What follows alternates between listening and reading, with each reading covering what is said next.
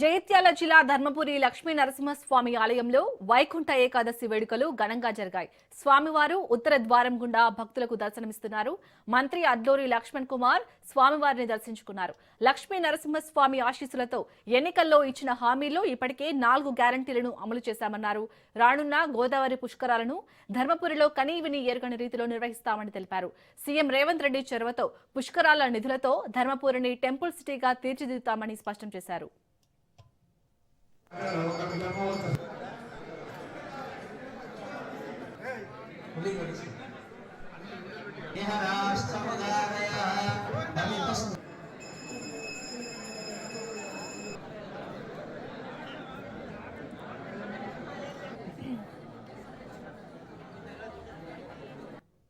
ఇంత గొప్పగా ఆ దేవదేవుడి యొక్క ఆ నరసింహస్వామి యొక్క వైకుంఠ ఏకాదశి రోజు వైకుంఠ ద్వారం ద్వారా వారి స్వామివారి దర్శనం చేసుకొని మరి యొక్క ఇక్కడ లక్షలాది మంది దేశంలో ప్రజలు ఈ యొక్క స్వామివారి భక్తులు మరి ఆ గొప్ప దేవుడి యొక్క కార్యక్రమాన్ని ఇంత గొప్పగా వేద పండితులు కానీ ఎండోమెంట్ డిపార్ట్మెంట్ కానీ అదేవిధంగా ఈఓ గారు కానీ భక్తులకు ఇక్కడ అసౌకర్యం జరగకుండా పెద్ద ఎత్తున ఈ యొక్క కార్యక్రమాన్ని చేయడం జరిగింది.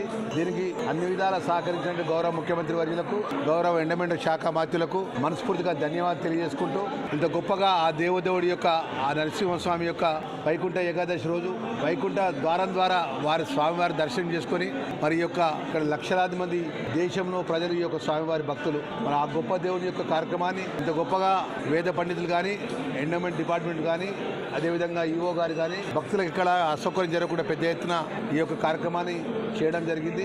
దీనికి అన్ని విధాలా సహకరించిన గౌరవ ముఖ్యమంత్రి వర్యులకు గౌరవ ఎండోమెంట్ శాఖ మాత్యులకు మనస్ఫూర్తిగా ధన్యవాదాలు తెలియ